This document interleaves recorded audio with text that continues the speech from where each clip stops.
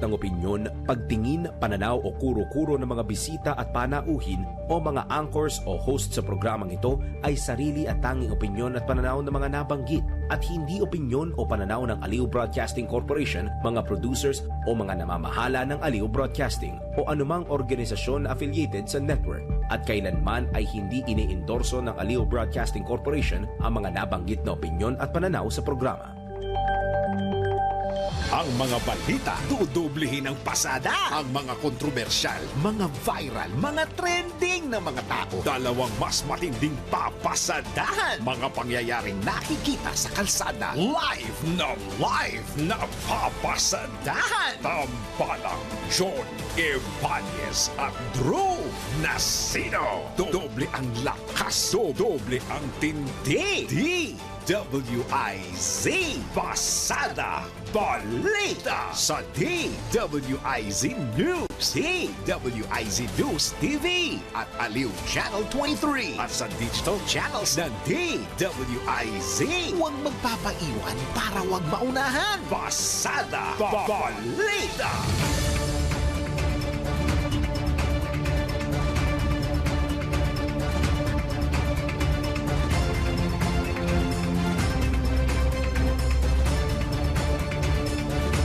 Natin ang ulo ng mga balita. Pasada Balita. Bagyong Emong lalo pang lumakas, signal number 3 itinaas na sa ilang lugar. Pasada Balita. Hirit ng kampo ni dating Pangulong Duterte na suspindihin ang pasya sa kanyang interim release request at pinagbigyan ng ICC. Pasada Balita. Nagandang iniwang pinsala ng bagyong Krising at habagat sa infrastruktura at agrikultura sumampa na sa 4.3 billion pesos, mahigit 2 milyong katao apektado. Pasada Balita. Preparasyon para naman sa ika-4 na SONA ng Pangulong Marcos nasa 80% nang tapos. Pasada Balita. Sa balitang pangkalakalan, digital bank deposits ng Pilipinas umabot na sa 100 bilyong piso. Pasada Balita. Balita sa ibayong dagat, pagtaas ng birth rate sa South Korea muling naitala ngayong taon. Pasada Balita. Sa balitang pampalakasan, TNT tropang 5G, pinwersa ang Game 5 sa finals ng PBA Philippine Cup. Pasada Balita. Sa balitang pangkalusugan, paraan para maagapan ang mababang potasyum ating alamin. Pasada Balita. At sa showbiz, Barbie Fortesa nagdiwang ng kanyang birthday sa isang children's foundation. Tambalang John Ibanez at Drew Nasino. Pasada Balita. Isa pong maulang umaga, Luzon, Visayas, Mindanao, Mega Manila sa buong bansa, sa buong mundo. Ngayon pong araw na ito ng Huwebes na 24 sa buwan ng Hulyo taon 2025, kayo pa rin po ay nakatutok, nakikinig at nanonood sa pamamagitan ng impilang may todong lakas, DWIZ 882 at Aliw Channel 23. Sa ngalan po ni John Ibanez, Drew Nasino. At ako naman po ang inyong lingkod, Judith Estrada Larino. Pasada Balita. Sa oras na 5 sandali makalipas po ang ika-6 ng umaga at sa pumapasada nga pong mga balita ngayong Huwebes, lumakas pa at bumilis ang bagyong Emong habang papalapit sa Hilagang Luzon. Ayon sa Pag-asa, huling namataan ang bagyo sa layong 245 kilometro kanluran ng Bacnotan, La Union. Kumikilos ito patimog kanluran sa bilis na 25 kilometro kada oras. Taglay ng bagyo ang lakas ng hangin aabot sa 110 kilometro kada oras at pagbugsong hanggang 135 kilometro kada oras. Inaasang iikot ang naturang sama ng panahon, pahilagang silangan o tatahakin ang pahilagang silangan sa mga susunod na araw at posible pang lumakas bilang isang typhoon category o ganap na bagyo. Kasalukuyan nga nakataas naman ang public storm signal number 3 sa ilang lugar. Gaya po dyan sa hilagang bahagi ng Pangasinan at kanlurang bahagi ng La Union.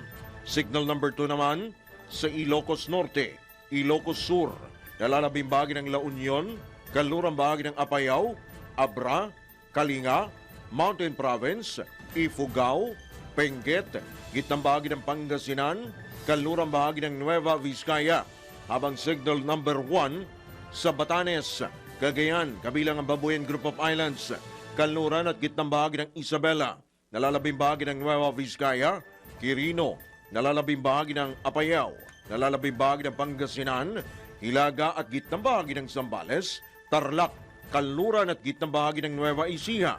Samantala patuloy na tinatahak ng Bagyong Dante hinahatak ng Bagyong Dante ang Bagyong Emong, so naghahatakan po sila. Maging ang hanging habagat habang papalabas ito ng Philippine Area of Responsibility, habang hindi naman inaalis ng pag-asa ang posibilidad na maaring magsanib ang dalawang bagyo sa mga susunod na araw. Yan po ang tinatawag na Fujiwara effect.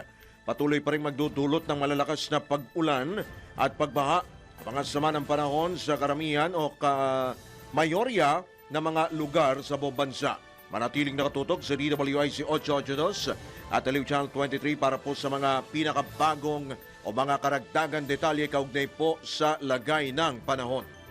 Pasada Balita.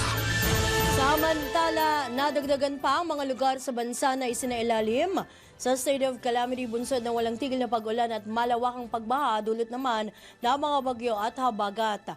Kabilang sa mga lugar na isinailalim na sa state of calamity ang bayan ng Kalumpit, o mga bayan ng Kalumpit at Balagtas sa Bulacan, Paniki, Tarlac, lungsod ng Maynila, Quezon City, Malabon City, Marikina City, Las Piñas City, gayon din sa lalawigan ng Cavite, Cainta, San Mateo at Rodriguez sa lalawigan naman ng Rizal, Cebu City, Agoncillo, Batangas, Sebaste, Antique, Rojas, Palawan at Calasiao, Dagupan City, Lingayen, Malasike at Umingan sa lalawigan naman ng Pangasinan.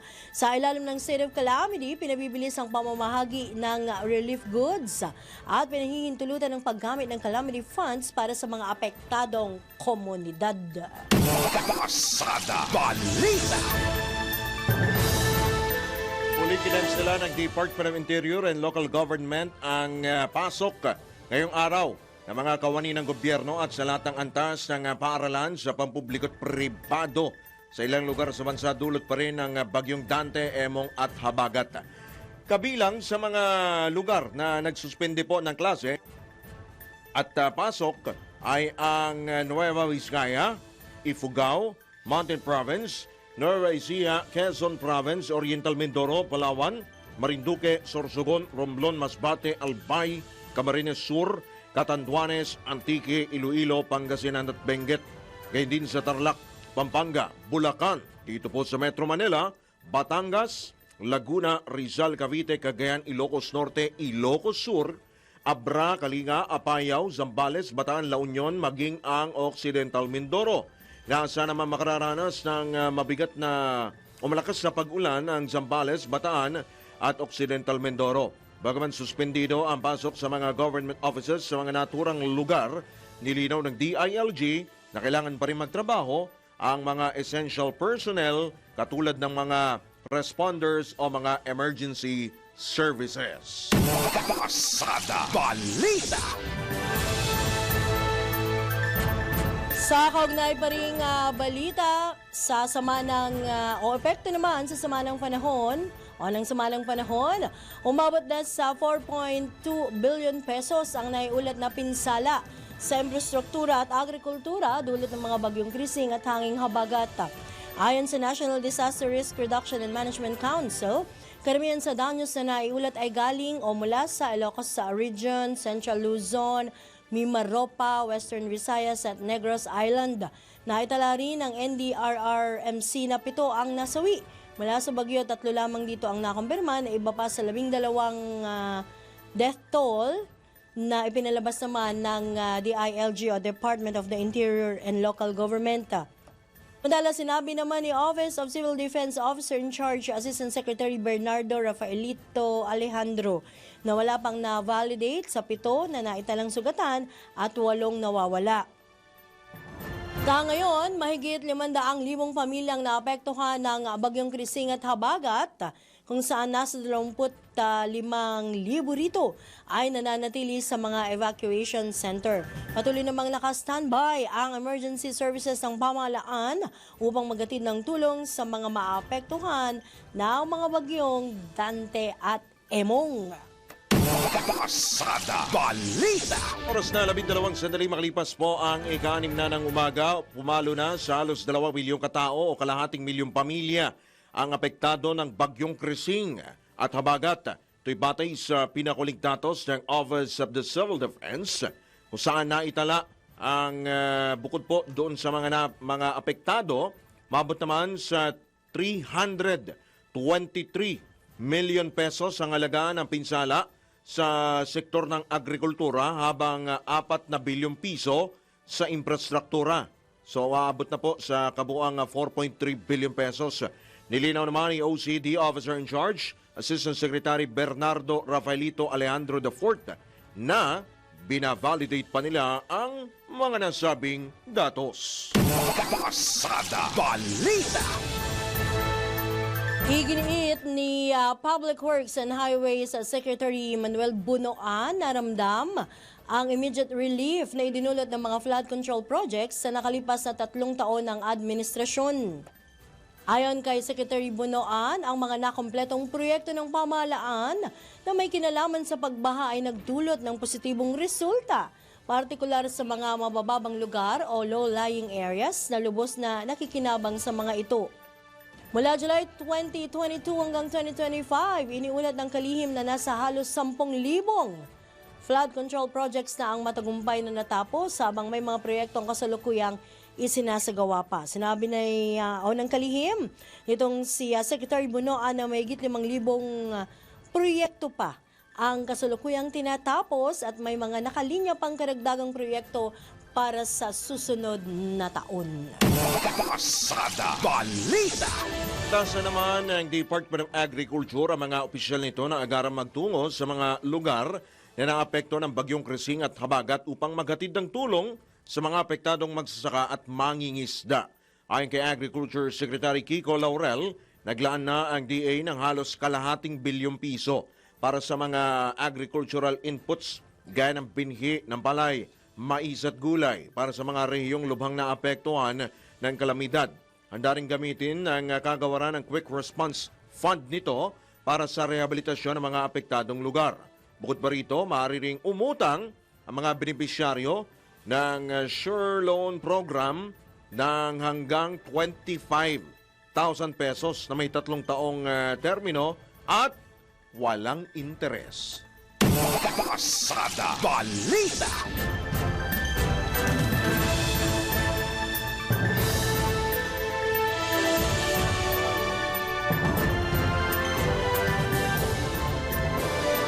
Samantala, sa gitna ng pananalasa ng mga bagyo at habagat sa bansa o sa ilang bahagi ng bansa, hinimok naman ni Akbayan Party List Representative Percy Sendania ang Senado, gayon din ang Kamara, na gawing mas simple ang pagdaraos ng ika-4 na State of the Nation Address ni Pangulong Ferdinand Bongbong Marcos Jr.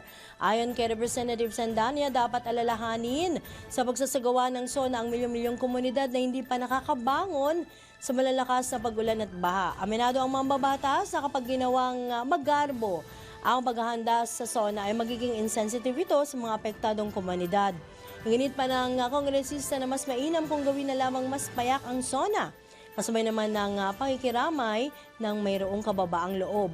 Dapat anyang balikan ng layunin ng SONA ayon sa konstitusyon kung saan trabaho ng Pangulo ang mag-ulat sa Kongreso at sa taong bayan. Gayun din, sinabi nitong si Congressman Sendania na hindi fashion gala ang SONA 2025. Pasada Balita. Sa pagpapatuloy pa rin ang iba pang balita, Pangulong Marcos tiniyak na hindi pababayaan ang mga apektado ng kalamidad. Pangulo inaasang dadalaw sa ilang evacuation centers ngayong araw. Ipo natin ang kabuuan ng detalye mula kay Patrol 13 Gilbert Verdes. Sa kabila ng kanyang pagbisita sa Estados Unidos, tiniyak ni Pangulong Ferdinand Marcos Jr. na patuloy ang pagtugon ng pamahalaan sa epekto ng malalakas na pag-ulan at pagbaha sa iba't ibang panig ng bansa. Ginawa ni PBB ang mapahayag matapos siyang dumating kagabi kasunod ng kanyang 2 araw na official visit sa Amerika. Ayon sa Pangulo, katuwang ang mga lokal na pamahalaan, aktibo raw ang mga ahensya ng gobyerno sa rescue and relief operations. Hinikayat ng Pangulo ang publiko na may pagtulungan sa mga otoridad at agad lumikas kung kinakailangan. Tiniyak din ng Pangulo na hindi pababayaan ng pamahalaan ang mga kababayan nating apektado ng pagbaha na dulot ng bagyo at habagat. Samantala, binanggit naman ng mga source ng DWIZ Patrol na inaasahang bibisitahin ni Pangulong Marcos ang ilang evacuation center sa Bulacan at Rizal ngayong araw bago tutuloy naman sa punong tanggapan ng NDRRMC. Patrol 13 Gilbert Verdes para sa Himpilang May Totong Laas, DWIZ. Nagbabalita ng tama, naglilingkod ng tama. Pasada Balita. Samantala, humanitarian assistance and disaster response unit ng Philippine Army idineploy na sa 2 lungsod sa NCR. Alamin po natin ang kabuang report ni Patrol 17, Jopel Pelenio. Nasagip ng 525th Combat Engineer Battalion Humanitarian Assistance and Disaster Response o HADR Main Unit ang mga flood-affected families sa Quezon City at Marikina. Ayon sa AFP, idineploy ng batalyon ang kanilang 2 light urban search and rescue teams sa mga binahang lugar sa Marikina at Lungsod, Quezon. Nagsagawa rin ang tropa ng Water Search and Rescue o WASAR operations upang sagipin ang mga nakatatanda, bata at mga may kapansanan sa gitna ng nararanasang pagbaha na dulot ng low pressure area at habagat. Katuwang sa mga isinagawang operasyon ng HADR units ng Philippine Army ang iba't ibang national government agencies, local government units at private sector responders. Tiniyak ng Philippine Army na nakaprepositioned at nakakalat na ang kanilang mga tropa at mga assets sa mga affected areas upang patuloy na maglunsad ng mga rescue mission at magbigay asiste sa mga isinasagawang relief at rehabilitation efforts. Ito si Patrol 17 Chopel Pelenio para sa Himpilang May Totong Lakas, DWIZ. Nagbabalita ng tama, naglilingkod ng tama. Kapag may bagong balita, naka-on air, agad-agad, DWIZ Patrol Report. Sa iba pang balita, pinagbigyan ng ICC o International Criminal Court ang hiling ng kampo ng dating Pangulong Rodrigo Duterte na suspindihin ang desisyon sa hiling na interim release ng dating Pangulo. Ipagpapaliban ng pre-trial chamber ang paglabas ng desisyon na may kinalaman sa interim release hanggang sa makita nilang sapat na ang kinakailangang dokumento ng defense lawyers ng nasasakdal. Karamihan ng ICC judges ang pumabor sa desisyong ito at tanging si Judge Maria del Socorro Flores Liera lamang ang tumanggi. Kasalukuyan nga po nakakulong sa The Hague, Netherlands ang dating Pangulo dahil sa kinakaharap na kasong crimes against humanity. Pasada Balita. Inundi na naman ni Zambales 1st District Representative J. Konghun ang mga pahayag ni Vice President Sara Duterte na peke ang kabaitan ni Pangulong Ferdinand Marcos Jr. at nakipagsabuhatan ito sa International Criminal Court para arestuhin ang kanyang amang si dating Pangulong Rodrigo Duterte. Ayon kay Congressman na Konghun, ang pahayag ng Vice Presidente ay walang basehan, hindi totoo at irresponsable. Malinaw niya ang paninindigan ni Pangulong Marcos na huwag makialam sa ICC kaugnay ng kaso ng dating Pangulo. Idinagdag pa ng mababatas na hindi itinatago ni Pangulong Marcos ang kabaitan nito at wala itong kinalaman sa pagkakaaresto kay o sa nakatatandang Duterte. Sinabi rin ng kongresista na mga pahayag ng pangalawang Pangulo ay nagpapahina sa mga demokratikong institusyon at nakasisira lamang sa kanyang sariling kredibilidad. Malinaw niya sa Kamara at sa publiko ang estratehiya ng pangalawang Pangulo naguluhin ang isip ng taong bayan para mapagtakpan ng kanyang mga kasalanan. Pasada Balita. Sa iba pang balita, pinagmalaki naman ng Pangulong Ferdinand Bongbong Marcos Jr. na tuloy-tuloy ang paghahanda niya para sa kanyang ika-4 na SONA State of the Nation address na gaganapin sa Lunes, July 28. Sa kabila naman ng kanyang biyahe sa Estados Unidos, sinayak ng Pangulo na hindi maapektuhan ang preparasyon para sa kanyang ulat sa bayan. Inayos na niya ang kanyang schedule upang matiyak na may sapat na oras para sa final revisions ng kanyang mensahe sa publiko. Ayon kay Pangulong Marcos, nasa 80% na ang natatapos na bahagi ng kanyang ulat at kasalukuyan na niya itong sinasailalim sa fine-tuning. Target ng Pangulo na ganap itong matapos sa darating na weekend. Pasada Balita.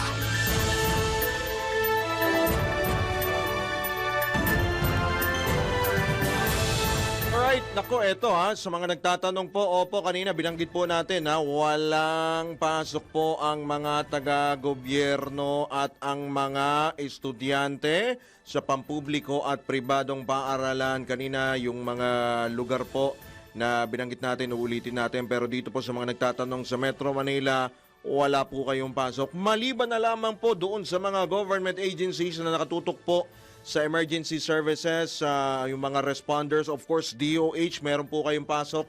Meron din po ang trabaho, syempre, MMDA, meron din. Lalo po yung mga nasa field. Yan, kailangan May trabaho din, syempre, kagaya naman. natin, nasa media.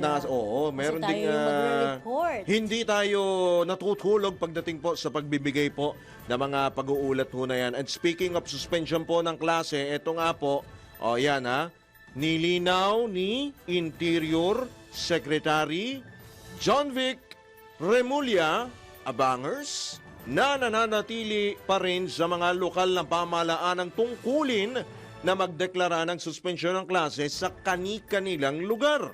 Ayon kay Secretary Remulla, bagaman mas nakikita ng mga LGU ang sitwasyon sa kanilang mga lugar, sila po kasi mga nakakaalam po ng sitwasyon sa ground, ang mga datos at siyensya naman ang kanilang hawak, kung kaya't mas nakikita nila kung saan ang may pinakamalaking banta sa buong bansa. Magugunitang sinuspende ng DILG ang pasok ngayong araw sa mga paaralan at mga opisina ng gobyerno sa iba't ibang bahagi ng bansa, bunsod po ng patuloy na pag-ulan, dala po ng iba't iba pong sama ng panahon gaya po ng habagat, bagyong Emong at ito pong bagyong Dante. Pasada Balita. Uy, wag lang daw tutulog-tulog yung mga local officials. Ay, oo na naman. Kinakalampag sa social media, kinakalampag na kayo sa social media, wala pa ring tugon kung may pasok ba o wala. Oo. Pero para sa akin, partner Drew, magulang na lang ang magpasya. Oo, nasa magulang naman talaga. Oo, kasi syempre kayo rin naghahatid, susundo sa anak ninyo, di ba? Oo, pero mas maganda pa rin na mismo dun sa mga otoridad nga ng pala. galing, Yung di ba? mga lugar po na nasa ilalim po ng state of calamity, Ate Juday, kasama ang Oo. Maynila. Oh, yes, oo. Lungsod ng Ingat po Maynila. kayo. Meron pa rin palang mga ibang lugar na baha. Of Meron course, pa. meron pa ho. Oo. So hindi Pero natin yung maalis mga Espanya, ganyan. nadaan tayo As usual, Okay na. Hindi, okay na siya. Okay na. Pero matagal siyang nag-subside parang halos kahapon lang. Yung mga nadaanan naman natin na bahagi ng Maynila, like dyan sa may bahagi ng Santa Mesa, Santa Cruz. Santa Cruz, okay naman na sila. Kaya lang, ang lagi ho nating sinasabi, may bahaman o wala, higit po tayong lalong mag-ingat, lalo Yes. nga ngayong tag-ulan. At syempre, dapat magkaroon po tayo ng disiplina sa pagtatapon po ng basura. Yun, isa pa yan. Nakita mo yun, may mga ref. For Diyos for Santi. Rep Grabe. lang ba? O wala Ref yun sa lang, lolo ko. ako eh. Sorry. Diba? Sobrang maliit na plastiko na itinapon natin. Pag nag-ipon-ipon, sobrang nakakaperwisyo. Kaya tuloy wala nang madaluyan ng tubig na doon. Actually, dun sa may bahagi ng rekto, dun sa may central, kung tawagin, Oo. yun talagang taas din ng baha. Dun, di ba naalala mo yung Quezon Boulevard? Ilalim. Sa ilalim. Pakiapo na yun. Pakiapo. Diba? Oo. Pakiapo tapos papuntang Espanya, 'di ba? Ang taas po ng baha po diyan. Yung arangke diyan sa may malapit doon sa may LRT, malapit doon sa yung dating ano ba yung Ruby Tower. kung alam niyo, Ruby Tower, kung naaabutan niyo pa. Yung Arangke, yung bilihan po nung mga hayop, mga pets po doon, iba-iba yan. Yung iba pong mga hayop doon, nalunod. Nalunod, oo. Kaya, nabaha po. Kaya wag din po nating Hindi na agad na isa na, yes, kumbaga. wag ho din nating kakalimutan sila dahil may buhay din po 'yan. At doon naman sa bahagi nung sa amin sa Kamanaba, diyan sa may Malabon tapos sa may bahagi ng Navotas, well sanay naman ng mga tao sa baha. Pero hindi naman natin sinasabi na habang buhay na lang tayo masasanay. Oo. Dapat kung may solusyon naman, bakit hindi Oo solusyonan? naman. Oo. Ba't pinapatagal nyo pa kasi? Ay, nako. Di ba? O siya, sige, maya-maya, susubukan po nating makakuha po ang panig po ng Kamanaba kung sino man ang available po dyan sa Kamanaba area para po makumusta po natin ang kanila pong sitwasyon dyan dahil po sa state of calamity at patuloy po na pag-ulan, yung iba pang lugar ay lubog pa sa baha. Magbabalik po tayo. Makalipas lamang po ang ilang mga paalala oras. Dr. Wenner Contihino, 27 sandali makalipas po ang ika-6 na ng morning. Oras po naganap ng alas 6:30 na po ng umaga sa pagpapatuloy pa rin po ng mga balita dito po sa Pasada Balita. Mamaya magbibigay po kami ng update kaugnay po dun sa mga inaabangan po ninyo laban po sa linggo. Opo, yung bakbakan po, may kumasa na po sa hamon. Opo, totoo po ang inyo pong napakinggan. May ticket ka na ba?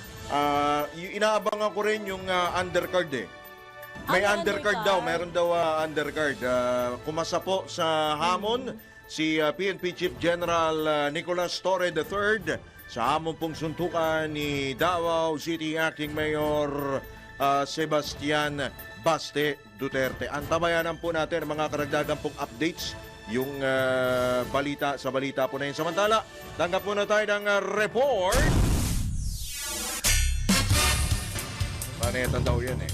Mga guro, dapat bigyan ng sapat na suporta sa planong makeup classes ayon sa isang senador.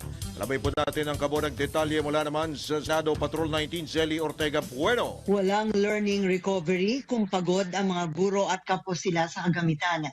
Itinihag ni Senator Sherwin Gatchalian sa harap ng ikinukonsidera ng Department of Education na magpatupad ng makeup classes para makabawi sa mga nawalang araw sa pag-aaral dahil sa ilang araw ng suspension ng pasok sa mga eskwelahan sa Metro Manila at maraming lalawigan sa Luzon dahil sa malawakang pagbaha. Kaya pinatitiyak ni Senator Gatchalian na may sapat na suporta ang mga guro sa pagpatupad ng makeup classes. Gate na senador kung kailangan ang makeup classes para makarecover ang mga estudyante sa mga aralin, hindi dapat pahirapan ang mga guro. Kailangan anya ng mga teachers ng sapat na teaching materials, malinaw na guidance at proteksyon mula sa mga dagdag na trabaho. Binigyan din ni Gatchalian na hindi magtatagumpay ang learning recovery kung pagod ang mga guro at kapos pa sila sa suportang kagamitan na kinakailangan. Ito sa Patrol 19 sa Ortega Bueno para sa Impila Matodong Lakas sa DWIC. Nagbabalita ng tama, naglilingkod ng tama. Kapag may bagong balita, naka-on air agad-agad DWIC Patrol Report. Samantala mga kaibigan, sa oras na alas 6:32 ng umaga, kuha po tayo ng update dito sa binabanggit ni Partner Drew na Kamanava area. Pero sa pagkakataong ito, pumunta muna tayo dito sa Bagi ng Malabon. Nasa linya po natin mga kaibigan, si Ginoong Roderick Tongol. Siya po ang pinuno ng Malabon Disaster Risk Reduction Management Office. At hingi tayo ng update kaugnay po sa pagsailalim sa kanilang lugar dito sa state of calamity. Sir Roderick, good morning. Good morning po, Sir Roderick. Magandang maulang umaga po. Magandang umaga po sa inyo at sa lahat po ng mga inyong tagapakinig. Opo, Sir Rod, ay kayo ho ba ay nasa labas na at nag-iikot-ikot na ho ba, Sir Rod? Kasalukuyan po, nandito po tayo ngayon sa command center at yung mga tauhan po natin ngayon ay nasa field para mag-ikot po at mag-monitor din. Opo, marami pa po bang lugar dyan sa Malabon ang lubog sa baha? Ngayong araw po kasi ay high tide, Kaya maya-maya po ay meron pong mga ilang areas na tataas pa po ang tubig. Bagamat kahapon na hindi man po ganun kalakas ang pag-ulan, ay may mga naitalapan po tayong mga pagbaha dahil nga po sa pag-high tide, dulot po nung nasirang navigational gate sa Nabotas po. Okay. So, ano ho bang mga barangay partikular yung lubog ho sa baha? At teka lang, gaano ho ba kataas ngayon ang baha dyan sa ngayon? Ang high tide po natin ngayong umaga ay 9:57 AM na may taas na 1.9 meter. So isa po ito sa halos pinakamataas na level na po ng high tide. Kaya po posible po na magiging mataas po ang tubig ngayong umaga sa Barangay Dampalit, Pulong Duhat, Baritan, San Agustin, Ibaba, Concepcion, Barangay Tanyong. Yun pong mga barangay po na yan ay maaari pong maapektuhan ng high tide. Okay. So, meron pa ho kasing paparating pa na actually eto andyan na, ramdam na nga ho natin ano itong dalawang bagyo yan, bagyong Emong tapos bagyong Dante. So ano ho ang ginagawa ho ngayon ng LGU para naman po maibsan yung dinaranas po na kumbaga hirap nitong ating mga kababayan dyan po sa Malabon dala nga ho ng pagbaha?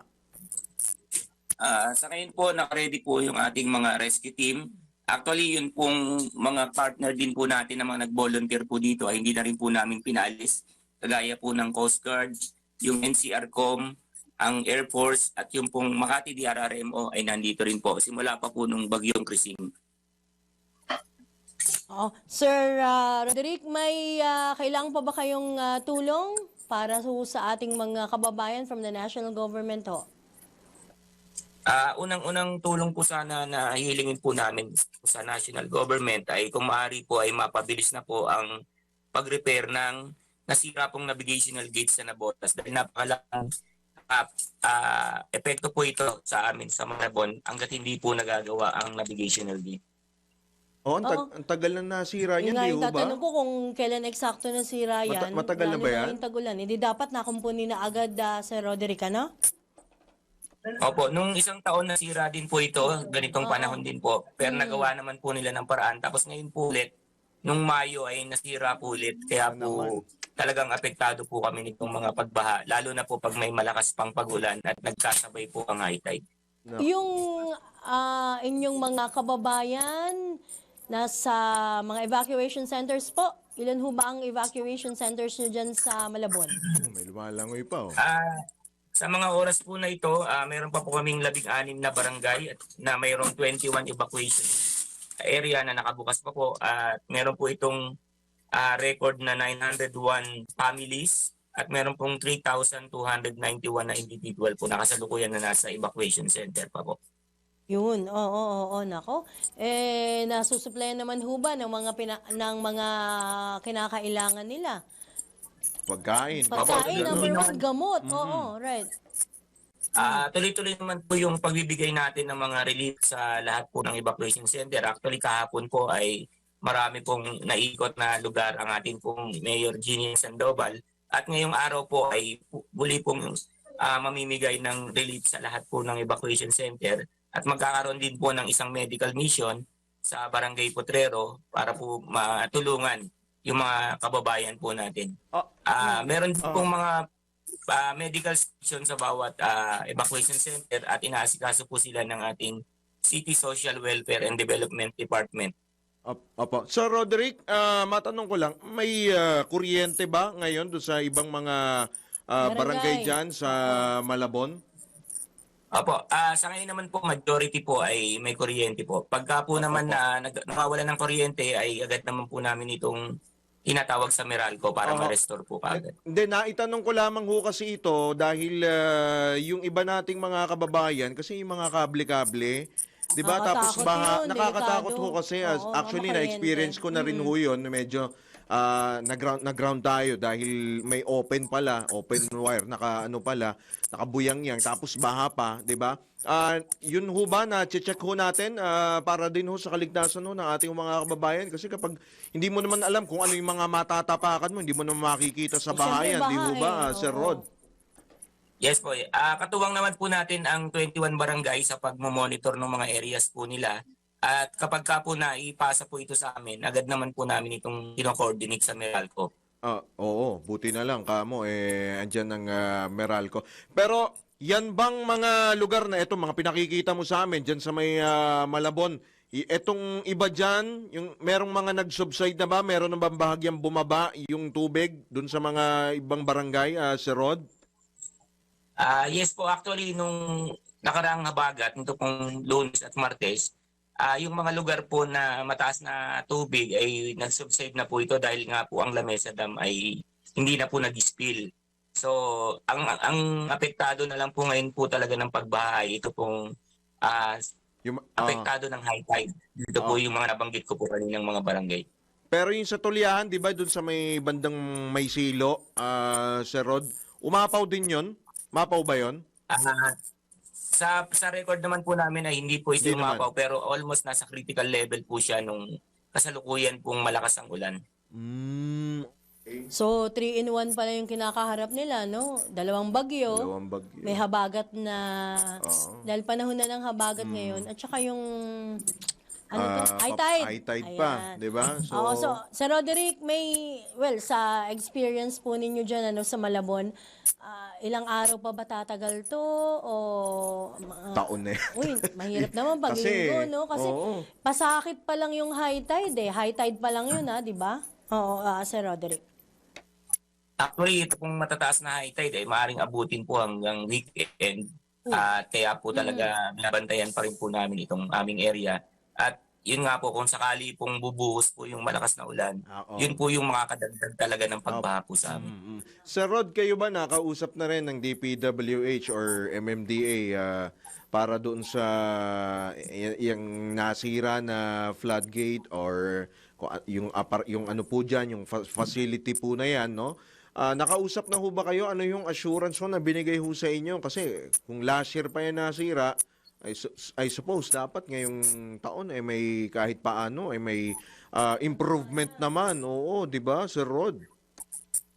Opo, actually ang nakatutok po sa amin dito ay ang aming city engineering at nire-report naman po nila na nakikipag-ugnayan sila. Actually ang estimated nga po nila sana ay matapos ito ng hanggang katapusan ng July. Pero minsan po kasi may mga nakikita pa sila mga This piyesa week na na yun. hindi pa rin po maayos kaya hindi po nila 100% na ito po ay matatapos hanggang katapusan. Oh, so mga ilang araw pang Tiis-tiis makakaranas muna. ng matinding pagbaha yung ating mga kababayan diyan sa Malabon. Pero kung nasira at inong isang taon pa, Isang di taon sana pa. nga naman, tama si partner dun, no? Dapat, oo. May improvement May na. improvement naman kahit Oo, paano. pero kagaya ho niyan, di naman natin alam kung kailan mananalaso, magkakaroon ng bagyo, kung kailan no? titigil Pasakit yan. na naman sa ating mga kababayan. Baka meron pa ho kayong karagdagang pampanawagan ho, Sir Roderick, sa atin ng mga kababayan, mga Malabonians po dyan, mga nangangailangan pa ho ng tulong. And of course, DSWD, pumunta na ho ba dyan, Sir Rod? And DOH, pumunta na ba? Actually, nagpunta na po si Secretary Gatchalian nung isang araw po at yung si Secretary Angara din po ay binisita yung mga school po natin. Okay. So, other concerns pa, Sir Rod? Baka meron pa ho kayong... Panawagan ho kayo. Lalo ho yung mga kababayan ho natin na may papasok pala tapos susuong dyan sa baha. Lalo sa private sector, Sir Rod. Opo, actually wala po pasok naman po sa mga school at sa, Sa government. government. Pero yung mga nasa private, po, Yes, oo. mag-iingat po sila at maaari po ay magdala ng mga panangga sa ulan dahil nga po tayo po ay naharap ngayon sa dalawang bagyo. At sa mga kababayan naman po natin na maiiwan sa mga tahanan, kung wala pong mahalagang lakad ay manatili na lang po sa kanilang mga bahay. Teka, Sir Rod, pahabol ko lang. Ano yung transportation ngayon dyan? Ay, Talagang mode of susuong. transportation nyo. Kasi meron, Bangka ba? oo, di ba meron silang matataas na parang sidecar? Oo. Oh, yung mga pedicab Nakikita nyo ko, na matataas yung yan, di ba? pedicab. Ay, hindi pa rin. Opo, kaya- sa Kaya ba? ngayong oras naman po nito, mayroon pong mga PUJ pa na nakakabiyahe. Nakakabiyahe. Pero pagka hindi na po pwede, mayroon pong mga truck na pinahiram po sa atin yung mga AFP po para po mag-ikot para sa libreng sakay. Ayun. Alright, nako. Sige po, Sir Rod, at batid po namin kayo ay ilang araw na pong pagod at medyo napapahaos na at mag-iingat po kayo, Sir Rod. Marami pong salamat at good luck po sa inyo, Sir. Apo, maraming salamat po. Ingat po. Ayan, ingat po kayo. Si Ginoong Roderick Tongol po yan, ang head po ng Malabon Disaster Risk Reduction Management Office. Grabe naman talaga. Si Mayora ba? Si Mayora, Second term niya? second term niya. Puyat din si Mayora dahil nag-iikot. Tapos si Rod, narinig mo naman yung boses. Oo. Biruin mo, ilang Makaral araw. na. Sabi ko, baka nakailang lusong na rin ito. Pero Yes, meron naman silang dyan, yung mga gamot dyan, doxycycline. Yung iba kasing lugar dyan sa, merong matataas na lugar sa Malabon eh. Yung hindi gaanong binabaha. Yung kagaya nung sa Tugatog. May part din. Parang pag narinig ko kasi Malabon, buong Malabon. na Pero may binabaha part pa rin naman kahit. Medyo mataas. Oo, may part pa Kaya ako rin naman nabanggit kahit kanina paano. yung mga sidecar na matatangkad. Kasi may classmate ako dyan nakatira. Sa Matangkad na yung, hindi matangkad? bandang Katmon. Mataas yung bahay nila. Hindi ko alam eh. Mataas na yung bahay nila, pero yung sidecar mas mataas pa. Ganun din sa Kasi Caloocan, nga, sa ang may Paho. lagi nilang pinapaghandaan yung high tide. Kagaya niya, nag-high tide, may bagyo, may habagat, talagang tiis-tiis ang ating Kasi mga yung kababayan. lugar na yan Especially talaga, sa Malabon. mababa talaga yan. Since time immemorial, yan po ay dati pong palaisdaan. Kumbaga, nung araw pa, nung mga lolo't lola natin, yan pong bahagi ng South Caloocan, Nabotas, Malabon, yung area ng sa may Maynila, sa may ano diyan. Yan po ay mabababang lugar. Tawag po nila diyan nung araw Delta. Binubuo po yan ng mga isla. Diba kaya nga meron sa Tondo, Isla Puting Bato? Oh yes, of Kasi course. may mga oo. isla naman kasi Isla, talaga oo. yan nung araw. Ayun nga yung Pierna, di ba? Pierre, di ba? Pati yung sa sa may ano bang lugar yun, sa may bandang Moriones na mga isla rin yung mga yan eh. 'Di ba? So natural ho talaga sila na pinalilibutan ho ng tubig. Ngayon ho yung binabanggit pinalilibutan kanina pa rin naman ng tubig. Binabanggit kanina ni Sir Rod yung nasira ng isang taon. di ba? Yung floodgate. Kung yun naman ay makakatulong na dapat kumpunihin para makatulong na maibsan Isang yung taon paghihirap na? ng ating mga kababayan kontra baha. Isang taon na? Gawin, isang taon na pala. Palagi ko dapat dagdagan pa nila yung mga ganyan mga floodgate na yung mga pumping station na yan para maibsan-ibsan naman ho yung Hindi si Mayora na lang bubugbog muna. maibsan-ibsan Hindi kasi, diba? naman kahit Oo. paano yung perwisyo po dinaranas ho ng ating mga kababayan. O siya, sige, tayo po muna ay magbibigay daan sa ilang pong mga paalala sapagkat nakatingin na po sa atin ang ating pong direktor. Nanlilisik na po ang mga mata, hindi na alam kung saan Disaster mapupunta officer. ang kanya pong itataya sa linggo. Magkano yan, Dr. Winner Contihino? Nanonood ka ba live? Araneta?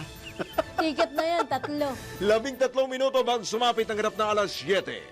Pasada mga balitang scoop exclusive. Mga balitang nangyayari pa at gusto mo malaman kung ano na ang latest scoop. Mga balitang hindi mo dapat bitawan at kailangan ng tutok. Mababalitaan lahat, hagip lahas sa DWIZ News Scoop.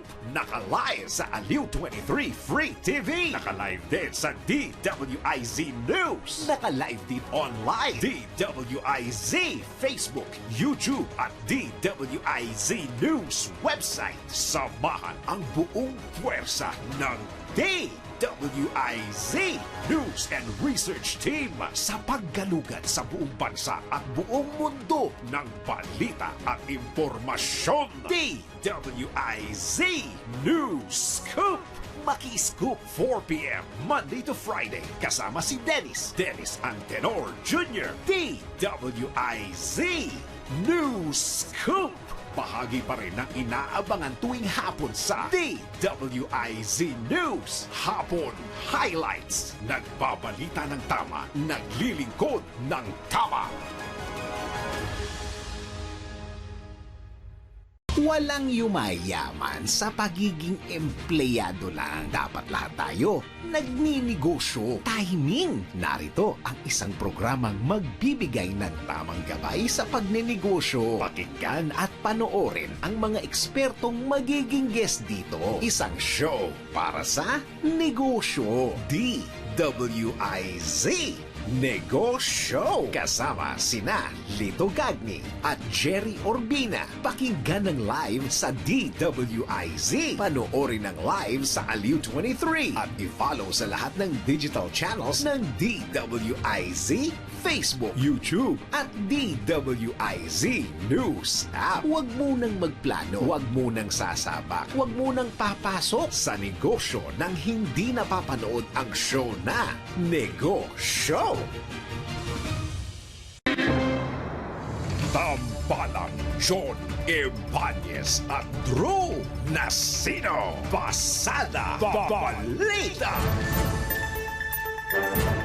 Balik tayo mga kaibigan sa pinakamalalaking mga balita dito sa Pasada Balita ngayong araw ng Huwebes. Pumuna tayo ng pag-uulat mula sa ating DWIZ Patrols. Negatibong epekto sa local industries ng Pilipinas sa pagbaha ng imported products mula Estados Unidos ibinabala ng isang senador.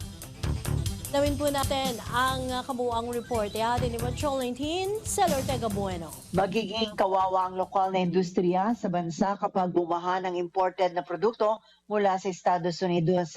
Ito mabala ni Senator Juan Miguel Zubiri matapos ang 19% na taripa na ipapataw ng US sa mga produktong manggagaling sa Pilipinas habang zero tariff naman ang ipapataw sa mga produktong mula sa Amerika na ipapasok sa bansa.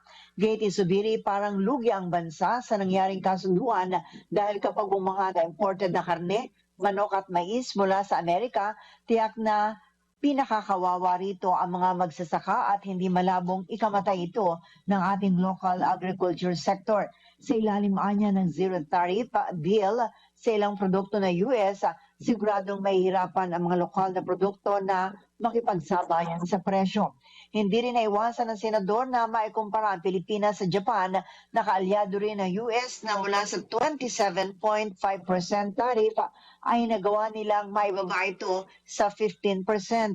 Ipinunto ni Zubiri na kung tunay na kaalyado ang trato sa atin ng Estados Unidos, dapat na ibigay din ang parehong mutual respect sa trade policy katulad sa Japan. Ito sa Patrol 19, Cel Ortega Bueno para sa impilang metodong lakas sa DWIC. Nagbabalita ng tama, naglilingkod ng tama. Pasada Balita. Seguridad sa teritoryo ng Pilipinas, naging sentro naman ang pulong ni Pangulong Marcos at U.S. Secretary of State Marco Rubio. Pabalik si Patrol 13, Gilbert Perdez. Isiniwalat ni Pangulong Ferdinand Marcos Jr. na natalakay sa kanyang pagpulong kay U.S. Secretary of State at National Security Advisor Marco Rubio ang issue sa West Philippine Sea o WPS. Sa kanyang arrival statement, binigyan din ni PBBM ang kahalagaan ng alyansa ng Pilipinas at Amerika sa pagpapanatili ng kapayapaan sa ating teritoryo. Tiniyakaan niya ni Rubio ang patuloy na kooperasyon ng Amerika upang maisulong ang kaunlaran at seguridad sa rehiyon. Samantala, bukod naman sa usapin ng depensa, tinilakay naman ni Pangulong Marcos at US President Donald Trump ang pagpapalawak pa ng kooperasyon sa cybersecurity, enerhiya at critical infrastructure. Sinabi naman ni Pangulong Marcos na layunin itong palakasin ang kakayahan ng bansa laban sa digital at physical na banta, gayon din sa pagtutok sa resiliency ng infrastruktura. Patrol 13, Gilbert Perdes para sa impilang may todong las DWIZ. Nagbabalita ng tama, naglilingkod ng tama. Kapag may bagong balita, naka-on air, agad-agad, DWIZ Patrol Report. Samantala, iginiit ng Malacanang na hindi makatuwiran ng puna ni Vice President Sara Duterte hinggil sa sinasabing kakulangan ng paghahanda ng pamahalaan sa tumitinding pagbaha sa bansa. Ayon kay Palace Press Officer PCO Undersecretary Attorney Claire Castro, wala sa bansa ang Vice Presidente at nasa The Hague, Netherlands. Kaya hindi nito lubos na nalalaman ang ginagawang mga paghahanda ng pamahalaan. Sinabi ni Jose Castro na bago tumulak patungong Estados Unidos ang Pangulong Ferdinand Marcos Jr., nagsagawa na ito ng mga pagpupulong upang matiyak na coordinated ang pagtugon ng mga ahensya sa epekto ng malawakang pagbaha. Anya sa naturang pulong, nagbigay ng direktiba ang Pangulo sa mga kinaukulang ahensya upang kaagad na matugunan ang pangangailangan ng mga apektadong Pilipino. Dagdag pa ni Jose Castro, marahil hindi rin batid ng Vice Presidente ang mga hakbang na isinagawa dahil sa kawalan nito ng presensya sa mga aktibidad ng gobyerno sa panahon ng krisis. Pasada Balita. Ginitama ni Senador Kiko Pangilinan na mahalagang magkaroon na ang Pilipinas ng batas na kokontrol sa baha at tubig ulan sa harap ng matinding pinsalang idinudulot ng malawakang pagbaha dahil sa malakas na buhos ng ulan. Ibinida ni Senador Pangilinan ng 3 panukalang batas sa kanyang inihain na naglalayong lumikha ng komprehensibong plano para pangasiwaan ang baha sa Pilipinas.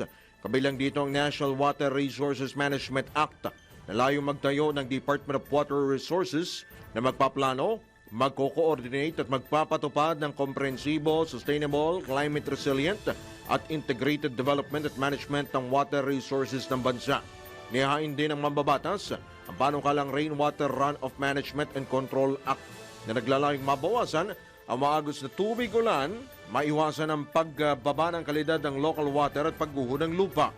Bukod dito, isinusulong din ng Senador ang panukalang National Land Use Act na layuning lumikha ng National Geohazard Mapping Program upang matukoy ang mga lugar na lantad sa baha, pagguho ng lupa, sinkhole at iba pang uri ng natural hazard. Pasada Balita. Iminungkahi naman itong si Bagong Generation Party List Representative Robert Nazal ang magtatayo ng water catchment system sa bansa upang mabawasan ang pagbaha bunsod ng mga pag-ulang dulot ng masamang panahon. Sa kanyang panukala ay sinusulong ni Congressman Nazal ang magtatayo ng farm level water catchment systems hindi lang sa Metro Manila kundi maging sa iba pang lalawigan o lugar sa bansa. Ginawa ng kongresista ang panawagan sa harap naman ng mga nararanasang pag-ulan dahil sa mga bagyo at habagat. Nagbabala itong si Bagong Generasyon Party List Representative Nazal na kung walang sustainable water retention infrastructure ay patuloy na babahain ang maraming lugar sa bansa sa tuwing mananalasa ang mga sama ng panahon. Pasada Balita. Iniimbestiga naman ni ACT Teachers Party List Representative Antonio Tinio ang maaring epekto ng mga reclamation projects sa lumalalang pagbaha sa Metro Manila at mga karatig lalawigan. Nais malaman ng mababatas ang dahilan ng naranasang pagbaha sa ilang lungsod matapos ang pananalasa ng Bagyong Krising at ang patuloy na pag-ulan dulot pa rin ng habagat. Iginit din ni Congressman Tinio ang pangangailangan na magkaroon ng pananagutan at pagbuo ng pulisya na nakabatay sa siyensya o agham. Malinaw niya ang ugnayan ng large-scale reclamation at tumataas na banta ng pagbaha dahil sinasabing sinisira ng mga proyektong ito ang natural coastal defenses sa tangkalikasan. Ipinunto pa ng kongresista na dapat panagutin ang mga taong inuna pa ang kita kaysa kaligtasan at kapakanan ng mga residente sa National Capital Region. Pasada Balita. Mula naman sa Senado, wala raw karapatan ang mga mambabatas para makialam sa flood control projects. Ito ang binigyan diin ni Senador Erwin Tulfo kasabay ng magsasabing haharangin niya ang sinuman sa Senado, kapwa senador na mangimasok muli sa pagpapatayo ng flood control project at magpapa-insert ng pondo Nakaw, sa panukaalang 2026 budget, kayo ha, iginiit ni Senador Tulfo na dapat ipaubaya ang pondo at implementasyon ng mga flood control project sa DPWH, Department of Public Works and Highways. Sa katunayan niya, maraming ipinahold o bininbin itong si Pangulong Ferdinand Marcos Jr. na flood control projects matapos makitaan ng problema ang mga ito. Dagdag pa ng senador, hindi makatarungan na nagpapakasasa ang mga politiko sa pondo habang ang mga Pilipino ay nalulubog, napipinsala at namamatay dahil sa malawakang pagbaha. Dahil dito tiniyak ni Senador Erwin Tulfo, na may imbestigahan o kanilang susuriin kung saan napunta ang napakalakihan niyang pondo para sa flood control projects. Pasada Balita. Abay lamang po para po sa mensahe po ng ating pong ama ng himpilan, si Boss D. Edgar A. Cabangon, ang chairman po ng Aliu Broadcasting Corporation. Sa oras po naganap na eksakto yung punto, alas 7 na ng maulang umaga ngayong Huwebes. Tarik po ang ating pakinggan, tunghayan ng mensahe po mula po sa ating ama ng himpilan, ang chairman po ng Aliu Broadcasting Corporation. Walang dili iba na si Boss D. Edgar A. Cabangon. Word of life. People who got out or who go out of their way to show us their concerns are blessings. People who stay with us when we are down are treasures. People who love us unconditionally are priceless. Keep them and thank God for their being around. Think good, thank God, thank God. Have a safe, rainy day. God bless you. Yan po ang maikli, subalit makabuluhang mensahe po mula po sa ating ama ng himpilan, ng chairman po ng Aliu Broadcasting Corporation na si Boss D. Edgar A. Cabangon. Balikan na po natin ang ulo ng mga balita. Pasada Balita. Bagyong Emong mas lalo pang lumakas, signal number 3 itinaas na sa ilang lalawigan sa Luzon. Bagyong Dante, napanatili naman ang lakas habang nasa par. Pasada Balita. Insalang iniwan ng bagyong Krising at habagat sa infrastruktura at agrikultura, sumampa na sa mahigit 4 na bilyong piso. Pasada Balita. Track para sa ikapat na State of the Nation address ni Pangulong Marcos, 80% nang tapos. Pasada Balita. Pilit na suspensyon sa pasya sa issue ng interim release ni dating Pangulong Duterte, pinaburahan ng ICC. Pasada Balita. Nabalitang pangkalakalan, digital bank deposits ng Pilipinas sumabot na sa 100 bilyong piso. Pasada Balita. Balita sa ibayong dagat, pagtaas ang birth rate sa South Korea muling naitala ngayong taon. Pasada Balita. Balitang papalakasan, TNT Tropang 5G pinwersa ang Game 5 sa finals ng PBA Philippine Cup. Pasada Balita. Balita ang pangkalusugan naman, mga paraan para maagapan ang mababang potassium ating alamin. Pasada Balita. At sa showbiz, Barbie Forteza nagdiwang ng kanyang birthday sa isang children's foundation. Tambalang John Ibanez at Drew Nasino. Pasada Balita. Sa oras po na 4 sandali, makalipas po ang ikapito ng umaga sa pagpapatuloy pa rin ng ilan pang mga balita ngayon pong maulang Huwebes. Iginiit ni Kamanggagawa Party List Representative Eli San Fernando ang pagsasagawa ng komprehensibong pag-audit sa lahat ng pondong inilaan sa flood control projects sa nakalipas na 10 taon. Ayon kay Congressman San Fernando, kung bilyong-bilyong pisong halaga ng pondo ang nailalabas kada taon para sa flood control, ay bakit hindi pa rin makontrol ang baha? Kaya nga flood control, pero walang kontrol. Aminado ang mambabatas na nakukulangan siya sa hakbang na ginagawa ng Department of Public Works and Highways para tugunan ang hindi pa rin matapos-tapos na problema sa pagbaha lalo dito sa Metro Manila. Inihalimbawa ng kongresista noong 2024 kung saan 244.6 billion pesos ang inilaan sa DPWH para sa flood management habang 3.52 billion pesos naman sa MMDA. Dismayado ang kongresista na sa nabanggit na taon ay 53% lang ang nakumpleto ng DPWH sa flood control projects nito habang may 38% na delay rate naman ang MMDA. Para kay San Fernando, malinaw na palpak ang Marcos administration at ang DPWH sa pagresolba sa problema sa pagbaha. Kaya dapat ay may managot. Pasada Balita. Samantala, latest mula sa Filipino Mirror, inaasahang muling lalago ang ekonomiya ng Pilipinas sa 5.6% ngayong taon at maitala ito bilang ikalawang pinakamataas sa paglago sa Southeast Asia ngayong taon. Ito ay ayon sa July 2025 Outlook Report ng Asian Development Bank sa kabila ng pagbaba ng pagtaya sa paglago dahil sa mga palabas o ito yung mga hamon tulad ng gera. Nagdag ng ADB, pinakamalakas ang paglago ng Vietnam sa Timog Silangang Asya sa 6.3% habang pumapangatlong Indonesia sa 5%. Inaasahan ding lalagong muli ang ekonomiya ng Pilipinas sa 5.8% sa taong 2026.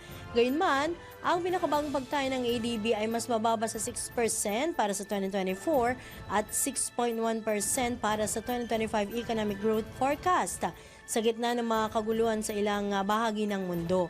Samantala, lumago ang ekonomiya ng Pilipinas naitala sa 5.4% sa unang quarter ng taong ito.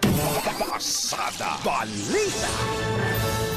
Balikbansa na si Pangulong Ferdinand Marcos Jr. matapos ang kanyang official visit sa Estados Unidos kung saan nakipagpulong siya kay US President Donald Trump at iba pang opisyal ng Amerika. Ayon sa Presidential Communications Office, lumapag kagabi ang eroplano ng Pangulo at ng kanyang delegasyon. Sa kanyang arrival statement, ibinida ni PBBM ang dala niyang $21 billion na investment pledges mula sa mga pulong na kanyang dinaluhan maging ng mga business leaders at top executives ng iba't ibang kumpanya sa US. Ito'y lilikhaan niya ng libu-libong trabaho para sa mga Pilipino at magpapatatag sa ekonomiya ng bansa sa harap ng pandaigdigang hamon sa seguridad at kalakalan. Pasada Balita. Nagbunga ng bahagyang pagbabago sa taripang pag-uusap sa pagitan ni Pangulong Ferdinand Marcos Jr. at US President Donald Trump sa White House. Ito ay matapos i-anunsyo ni US President Trump ang bagong 19% na taripa para sa mga produkto mula sa Pilipinas na 1% mas mababa kumpara sa 20% na unang binalangkas ang Pangulo ngayong buwan.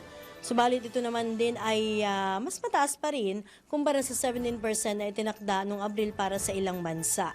Ayon kay President Trump, ang mga kalakal naman ng Estados Unidos ay hindi napapatawan ng anumang buwis o taripa sa Pilipinas bilang bahagi ng kasunduan. Idinaan din itong si President Trump ang anunsyo sa kanyang social media account kung saan tinawag niyang maganda.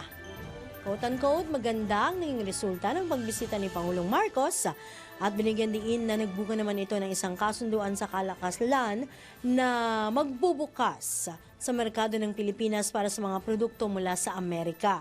Nauna nang umirit ang Pilipinas ang mas mababang taripa mula sa naunang banta ni Trump na 20% sa gitna ng pagtutok ng Administrasyong Marcos sa pagpapaigting na ugnayan sa US at pag-iwas naman sa sobrang pagiging dependent daw sa China. Kasama sa pagpupulong sina US Treasury Secretary Scott Bessent, Secretary of State Marco Rubio at Defense Secretary Pete Hegseth. Pasada Balita. Oras po na 10 sandali makalipas po ang ikapito ng umaga. And speaking of biyahe po ni Pangulong Bongbong Marcos, atin pong alamin kung ano po ang reaksyon ng ilan pong mga eksperto, lalo po ng ilan pong mga political analysts dyan po sa sinelyuhan po na tariff rate. Kayo ho ba? Okay ho ba sa inyo yun? Bumaba po ang taripa from 20% to 19%. 1% lamang ho ang ibinaba. Is it a good deal or no deal? Parang ano lang ha? Parang show lang yan ha?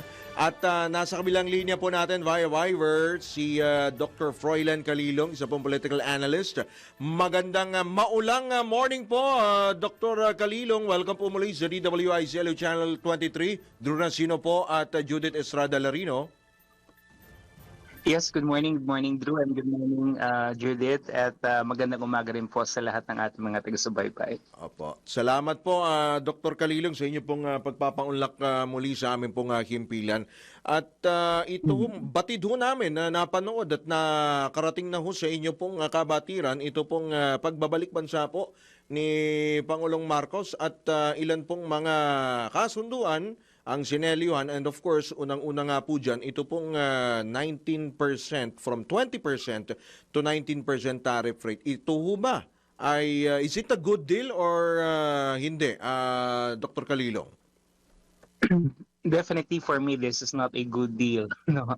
And ang tingin ko nga rito yung pahayag ni President Donald Trump saying that President Bongbong Marcos was a tough negotiator. I think it's more of a sarcasm more than anything else. Ano? Kasi kung titingnan natin, hindi lang naman yung tariff rates ang issue dito eh. Ang isang issue dito for us is basically yung 0% tariffs nung kanilang mga goods and commodities coming to the Philippines. No? And if you try to look at it, hindi rin maganda yung impression dahil kung titignan natin, other countries were able to negotiate it on a far better ground, no, as compared to us.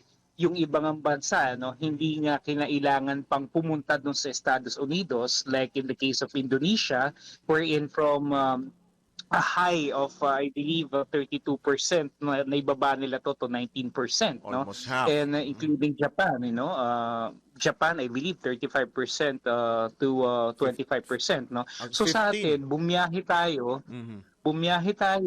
ang daming contingent, ang daming press release, ang daming mga kung ano mga seremonya, and yet we only got 1%, no, na reduction dun sa ating tariffs. Dr. Calilong, is it worth it ba yung biyahe? Para sa akin hindi, no? Kasi ang isang titignan natin dito kasi is yung trade deficit natin with the US, which is relatively small, no? Ang trade deficit natin with the US currently stands at 4.9 billion. Ang Vietnam may 123.5 billion. Ang Indonesia 17.9 billion, ang Japan 68 billion, ano. Pero tayo parang lumalabas, we buy the US goods at the same level and we export from the US. It's well within the same range as those of Vietnam and Indonesia, no. So lumalabas talaga na medyo hindi tayo napagbigyan dito despite of our good preferential trading status with the United States, no. So yung leverage natin dito kung titingnan natin sobrang liit at sobrang hina kasi hindi tayo nakapag-negotiate ng tama based on the prevailing trade deficit rates and based on the current status din ng ating pakikitungo sa Estados Unidos. Remember, we are a traditional and historical ally of the United States. And this actually goes way, way back, from the time that we were a colony of the US. No? And siguro itong 1% reduction sa tariff, sabi ko nga parang it's more really of an insult more than anything else. Kasi kung tayo ay kinikilala ng Estados Unidos bilang isang kaibigan, if they consider us as a little brother, bakit ganun yung pagtingin nila sa atin. Kung to think, no, ang dami-dami nilang EDCA sites na inilagay dito sa atin, which exposes us to a lot of geopolitical and military risk, no? Kasi kung sakali magkakaroon ng problema, sigalot, conflict, or digmaan, talagang primary magiging target ang Philippines. So is it really worth it, no, na yun lamang ang kaya nilang ibigay compared to the risk that we are actually having to shoulder for them? Prof, bago ko lang maibigay kay Ate Juday. So, in layman's term, dehado tayo? Well, definitely, no, kasi ang lumalabas kasi dito pag sinabi natin kasi sa sa tinatawag nating preferential trade agreements, ang lumalabas is yung kanilang goods and commodities could actually enter and penetrate our markets without paying any tariffs, no? So technically speaking, wala tayong kikitain doon sa goods and commodities na pumupunta at babagsak dito galing sa kanila. When in fact, pwede nating maging source of revenue yun, ano, 'di ba? Kasi nga these are custom duties, these are taxes that are being levied in the form of tariffs on goods coming from abroad. So yun, may mga bansa talaga, no, na mayroong ganitong trade agreements, whether bilateral or multilateral, no. Pero yung sa atin kasi talagang sobrang sobrang partial in favor of the US kasi totally wala tayong kikitain sa kanila, pero tayo para makapenetrate yung ating goods and commodities doon sa US market, kailanganin ng 19%, no, na tariff, which kung titingnan natin, ang isa sa magiging market din naman natin kasi doon, ano, yung Filipino community sa nandoon. Pero kung titingnan natin, kung i-impose itong 19% tariff na to, halos papantay lang yung presyo ng mga goods and commodities coming from the Philippines to those that are locally produced there in the United States. So most likely, itong ating mga kababayan, baka ang bibili na lang nila yung mga produce na lang doon kasi nga halos pareho lang din ang presyo. So talagang mawawalan tayo dito ng leverage. Hindi mabebenta yung mga produkto nating ipapasok sa US pagka ganyan, Prof, no? Tama po 'yun. Pero dahil nga masyadong dito. Masyadong magmamahal. Oo. Pati yung mga US made na auto vehicles, 'di ba? Yung mga sasakyan, 'di ba? Magmumura rin. Tama po 'yun. So, yun po yung medyo sabihin na nating downside nitong agreement na to, no, na lumalabas talaga para tayong nandun sa nasa losing end ng bargain, no. Sinasabi nga nila beggars cannot be choosy, pero sana wag naman tayong tratuhin parang beggar ng United States kasi tayo naman ally. We have been very faithful to them from the beginning, and our president right now is very much sold to the United States as well, no. So ang siguro pinakamagandang gawin talaga rito ng Pilipinas is to look for other trading partners other than the US, no. Although to think honestly, hindi naman talaga ganun kalaki rin yung ating market, no, sa US.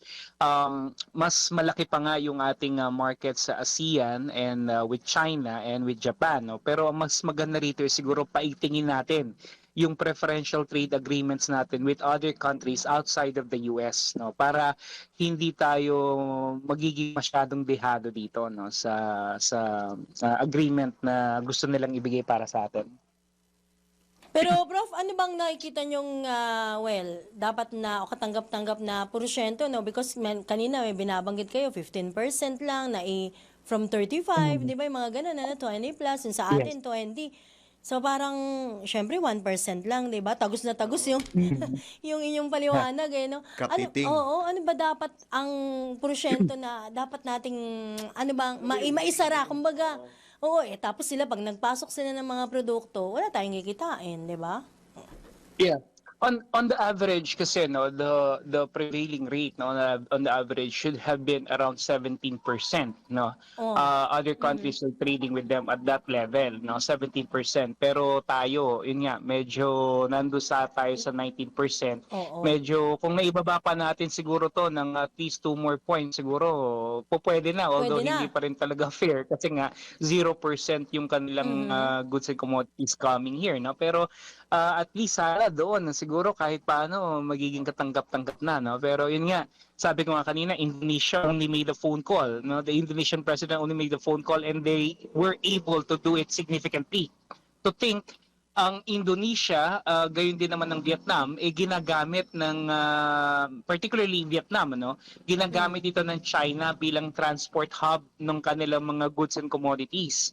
So kung titingnan natin, kumbaga parang tayo hindi naman tayo ginagamit ng China, no. So kumbaga parang ang talagang loyalty natin to dito with regards to the current level of trading patterns that we have is really with the US.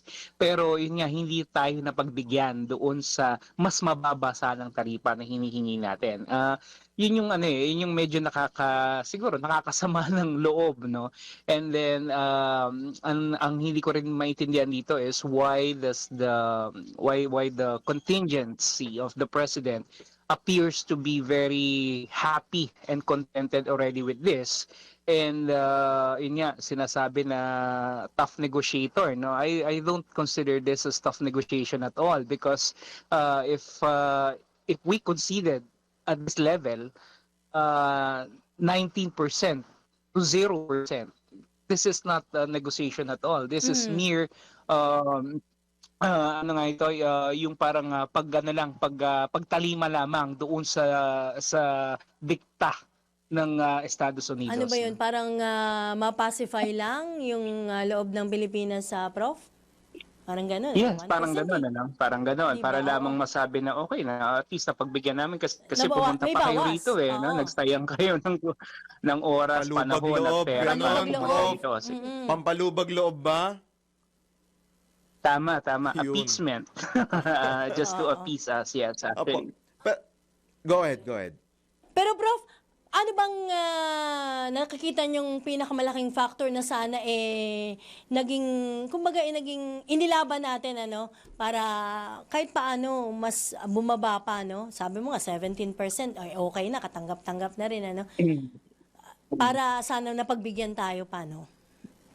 Well, siguro yung pinaka-bargaining chip talaga natin dito, number one, is yung ating yung Filipino community natin sa United States that is heavily Yun talaga. contributory. No? Nagko-contribute ito ng malaki sa kanilang ekonomiya, no? That's one. And another thing siguro is yung ating napakatagal ng relationship, no, na tayo talaga naman ay historical friends and allies. And another thing siguro pwede natin gawing bargaining chip dito yung ating yung EDCA sites, no, na inilagay nila rito sa Pilipinas. That, like I said, exposes us to a lot of geopolitical uncertainties. Nandun yung risk no? Nandun yung risk sa atin. Ano't ano man mangyari, talagang magiging target tayo, no, ng iba't ibang mga bansa kung sakali man magkakaroon talaga ng isang full-scale conflict or war in the future na sana wag naman mangyari, talagang may expose tayo sa lahat ng maraming threats na to, no? So yun sana, no, pwede nating gamitin bargaining chips. And I don't know if it was laid down by the president. Oh, ang dami pala nun, halos 3, 4. So parang hindi yan na natutukan, nabigyang daan o na ipuwersa ba na di ba, no? Para sabihin sa Pangulo ng Dr. Amerika. Calilong, nung isang araw na pinanood ko yung pagkikita po nila, nakapukaw sa aking pansin yung sinabi ni US President Donald Trump nang magkita sila ni Pangulong Bongbong Marcos. Sabi niya dito, to quote, "You can deal with China, you should deal with China, but when I got elected, everything changed and they came right back to us." Ito ba ay do you kayo ba ay naniniwala kumbaga tayo ay bumalik na sa American fold dito po sa statement po ni President Trump? Well, actually, hindi sa pagkaka-elect niya, no? Tingin ko sa pagkaka-elect ni President BBM na nagsimula yon pagbalik natin sa kanila. Remember that we had this pivot towards US when President BBM was elected. Okay? And I believe na itong statement ni President Trump na to does not only go for the Philippines but for other countries as well, no, who would want to establish better economic relations with the US. Alam naman natin ang isa sa pinaka-strengths talaga ni Trump is negotiation because he is a businessman, no. And kaya nga niya itinatalaga itong ganitong klase ng mga trading agreements because he knows the leverage that they have, and they know that they could enter into a compromise na alam niya, and at the end is ang panalo rito lagi ay US, no. So I think yung statement na yon will be applicable to other countries but not really in the Philippines, because at the time na pumalit na nga itong si President BBM, nakita naman natin yung 360-degree shift natin ng foreign policy natin papunta sa Estados Unidos, even if Trump was not yet the president.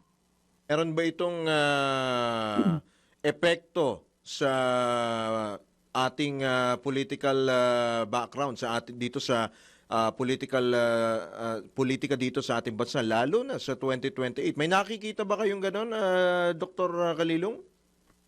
Well, definitely, no. For me, it actually creates the impression na yun nga, yung ating Pangulo medyo hindi niya kaya talagang brasuhin, ano, at hindi niya talaga kayang ibigay para sa atin yung mas maayos sana na pagtrato ng isang supposedly ally, no. Superpower And it pa man again din. yes, it again demonstrates yung klase ng sistema or klase ng leadership style na meron siya, no. So kung titingnan natin, the implication is not so good insofar as the Philippines is concerned, ano. Yung binigay na pahayag ni Trump na parang pinupuri niya si President BBM, I think yun nga, pampalubag loob yun, ano, para lang sabihin na magkaroon ng konting bragging rights, ano. Pero the truth is, numbers don't lie. And the reality is that we really didn't get a good deal on this bargain, ano, dahil nasa losing end talaga tayo rito kahit sa anggulo natin tignan. Baka meron pa ho kayong mga karagdagan pa, Dr. Ay nga pala, syempre magsosona nga pala sa Lunes. Habol mo na yan. Oo, Dr. We Kalilong. will see you, Doc Kalilong. Baka last na lang, ano ang nakikita mo na ito ba, kasama ba to sa ibibida ni Pangulong Marcos sa kanyang zona sa Lunes? Well, maaari, pero kung sa akin sana hindi na lang, ano, kasi it really does not paint a good picture so far as leadership and negotiating is concerned, because like I said, talagang medyo natalo talaga tayo rito. Let's just face that. Mas maganda siguro i-highlight ng Pangulo natin, ano. I'm really waiting, and I've said this in many other interviews, na sana may mga surprise elements yung SONA niya. Last year kasi it was the POGO, the ban on the POGO na naging highlight ng SONA. Siguro ngayon sana meron din gano'n, maybe a ban on online gambling. I'm not so sure. Somewhat to that effect, no? Or sana ma-amplify din kung ano naman yung mga naging gains, no, nung mga plano at saka ng mga polisiya from the previous years. Kasi nga, he is now in the midterm, no? Technically, nasa kalagitnaan na siya na kanyang termino. At nandito na tayo sa punto na kailangan nating talagang ma-assess, no? Where have we gone from the time that we started in 2022, nung panahon na siya ay nagsimula bilang Pangulo, nasaan na ba talaga tayo ngayon? So I think very crucial itong SONA na to, no? Kasi nasa kalagitnaan. Ito yung kanyang fourth SONA. And I believe a lot is really at stake here, no? Going into the fifth year, Alright. Papunta na siya dun sa kanyang lame duck phase ng presidency. This is going to be very crucial kasi kung ano man yung talagang kailangan niyang maisakatuparan at magawa ng mga reforma pang-ekonomiya, social reform, social initiatives, Opo. dapat ma-execute yun ngayon more than Right. anything else. Alright. Nako, sige. Puputulin ka muna Kukuha namin pa dyan. tayo ng mas maraming Dahil info para kay hindi Prof. tayo mabitin sa Lunes. Sa Lunes. Prof, marami pa tayong pag-uusapan sa Lunes. Well, anyway, marami pong salamat sa inyo, Dr. Kalilong, sa inyo pong oras. Magandang maulang morning po sa inyo. Ingat po kayo, Dr. Kalilong. Maraming salamat po at mabuhay po kayo. Salamat. Mabuhay din po kayo at maraming salamat sa inyo pong napakaganda at napakalalim po na Ang dali na makabulang maintindihan yung pagpapaliwanag. mga paliwanag dyan. O, no? syempre. O siya, sige, tayo po ay magbabalik muli makalipas lamang ilang mga paalala oras na po natin. Dean Juaner Contihino, ganap na pong alas 7:30. Oras po naganap ng alas 7:36 na po ng umaga. Sa pagkakataon ito, tanggap pa tayo ng ilang pang mga report. Tanggap po tayo ng IC Patrol Report pagdawit sa unang ginang sa pagkamatay ni Paulo Tantoco, tinawag na political harassment. Ang pag-uulat po mula kay Patrol 24, June Samson. Pinatikos at mariing kinundena ng chairman ng 4 na civic organizations ang isang vlog na pilit umanong idinadawit si First Lady Lisa Araneta Marcos sa pagkamatay ng negosyanteng si Juan Paulo Tantoco na nasawi sa Estados Unidos sa insidenteng may kaugnayan umano sa illegal na droga. Sa inilabas na mensahe sa mga mamamahayag ay sinabi ni Dr. Jose Antonio Goitia na malisyoso, irresponsable at walang pakundangan ang layunin na malinaw anyang politikal na paninira. Ang vlog na unang lumabas sa social media platforms ay nagdedetalye ng toxicology report na umano'y nagpapakita ng paggamit ng ipinagbabawal na gamot ni na Paulo Tantoco at ng kanyang asawa na si Dina na nagkataon naman na nagtatrabaho bilang social secretary sa opisina ng unang ginang. Iginiit nito na hindi kasama sa kwarto ang unang ginang, wala ang pangalan niya sa anumang ulat ng pulisya at hindi niya naging bahagi ng investigasyon. Kaya bakit umano ipinipilit sa naturang vlog na kailangang ipa-drug test si Mrs. Marcos? Si Dr. Goitia ay Chairman Emeritus ng Alyansa ng Bantay sa Kapayapaan at Demokrasya, People's Alliance for Democracy and Reforms, Liga Independencia Pilipinas at Filipinos Do Not Yield Movement. Patrol 24, June Samson para sa Impilang May Todong Lakas, DWIZ. Nagbabalita ng tama, naglilingkod ng tama. Kapag may bagong balita, naka-on air, agad-agad, DWIZ Patrol Report. Mandala, bagong silang na sanggol itinapon sa damuhan. O kawawa naman dyan sa Laguna. Sa kasagsagan po ng baha at ulan. O, alamin natin kung anong estado ng sanggol na ito mula kay Arman Cambe. Himalang nabuhay sa kasagsagan ng busang ulan ang isang bagong silang na sanggol na basta na lang itinapon sa damuhan ng hindi pa nakilalang suspect sa barangay Ilayan, Taikin, Liliw, Laguna kahapon. Ang sanggol isang malusog na babae. Sa investigasyon, isang concerned citizen ang nakarinig sa iyak ng sanggol habang ito naglalakad sa magubat na lugar ng nasabing bayan. Dahil malakas ang ulan at walang sino mang tao sa daan, naglakas loob ang nasabing concerned citizen na hanapin ang pinagmumulan ng iyak ng bata. At doon dito napasigaw nang makita ang sanggol na balot na nababalot ng kumot, basang-basa at namumutla sa ginaw. Mabilis niya ito kinarga at agad na humingi ng tulong sa pulis at sa tanggapan ng DSWD sa Liliw, Laguna. Sa ngayon, nasa maayos ng kalagayan ng sanggol at marami na ang gustong mag-ampon. Nangangalap pa ng kopya ng CCTV ang kapulisan para matukoy kung sino nagtapon sa nasabing bata. Arman Cambe mula Calabarzon, nagulat pa sa Impila May Todong Lakas, DWIZ nagbabalita ng tama, naglilingkod ng tama. Pasada Balita. Iba pang balita ay giniit ni Lanao del Sur District Representative Zia Alonto Adjong ang kahalagahan na muling balangkasin ng Kamara ang Quad Committee upang maipagpatuloy ang nasimulang investigasyon ng nakarang Kongreso at marinig ang boses ng mga nais patahimikin ng pananakot at politika. Ayon kay Adjong, isa sa mga leader ng Young Guns Bloc sa mababang kapulungan, ang pagbalangkas sa House Quadcom 2.0 ay hindi lamang kinakailangan kundi isang pagsubok sa tunay na paninindigan ng Kamara sa pagkakaroon ng pananagutan ng mga opisyal ng gobyerno sa kanilang ginagawa upang maibalik ang tiwala ng publiko. Ang unang Quadcom na binubuo ng Dangerous Drugs, Public Order and Safety, Human Rights at Public Accounts Committee sa Kamara ay binuo noong 2024 upang imbestigan ang pangamba kaugnay ng pagdami ng krimen na may kaugnayan sa Pogo at ang umano'y ugnayan nito sa mga seryosong krimen, kalakalan ng illegal na droga, umano'y illegal na pagmamayari ng mga Chinese national ng lupa sa Pilipinas at ang mga extrajudicial killings na may kaugnayan sa war on drugs ng nakarang administrasyon. Una nang nanawagan sina Manila Representative Benny Abante Jr., dating Surigao del Norte Representative Robert Ace Barbers at dating Santa Rosa City Representative Dan Fernandez na buhay ng Quadcom sa 20th Congress. Nagbabala sila na hindi dapat hayaang tuluyang mabaon sa limot ang mga investigasyon sa mga pagpaslang kaugnay ng illegal na droga, mga sindikatong konektado sa China at katiwalian sa pamahalaan. Pasada Balita.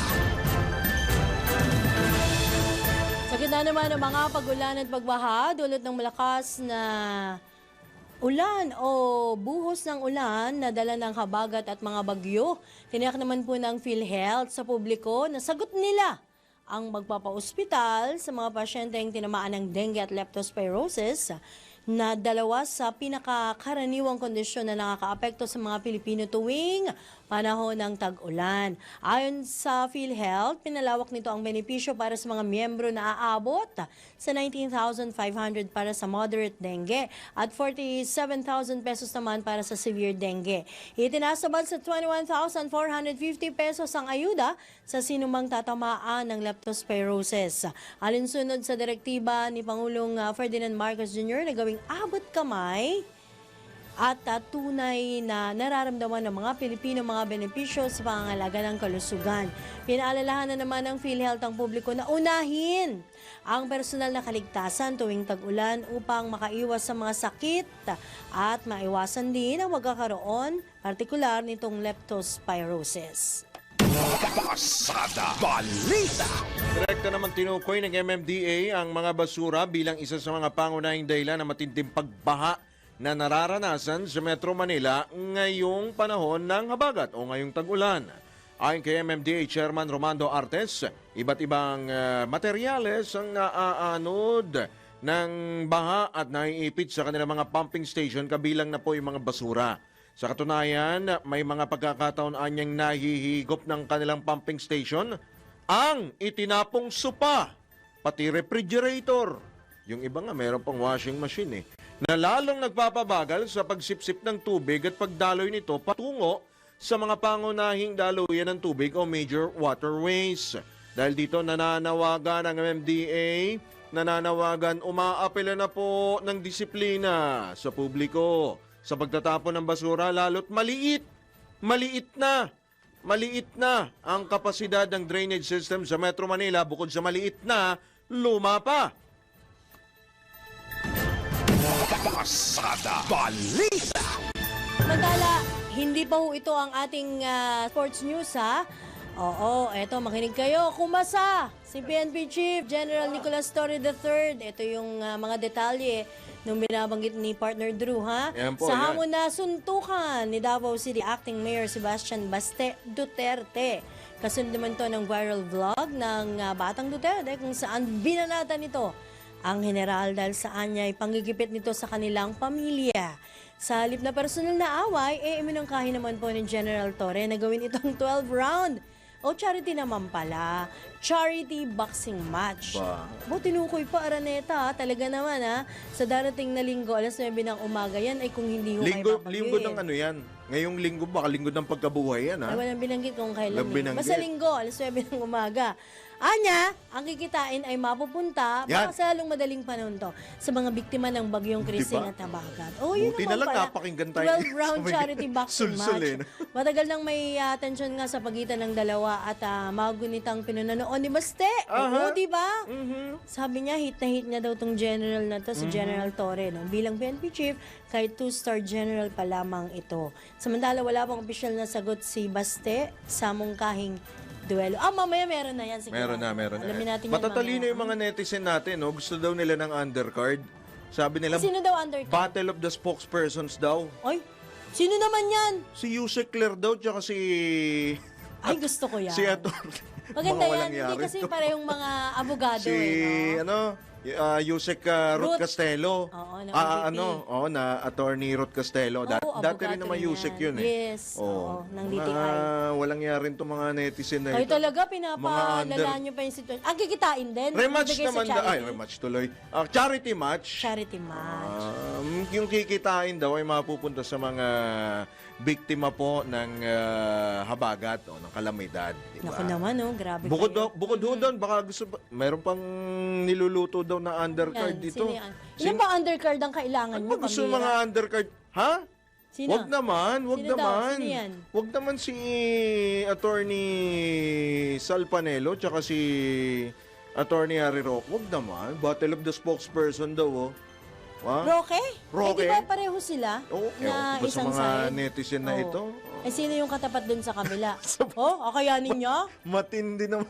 Akayanin nyo si JPE? Oh, no. Ewan ko. Diba? Abangan na lamang ho Sige. natin kung tototohanin po ng mga nilalang na ito ang kanila pong hamon. Actually, ang hamon po sa kanila, paano po nila ayusin yung trabaho nila.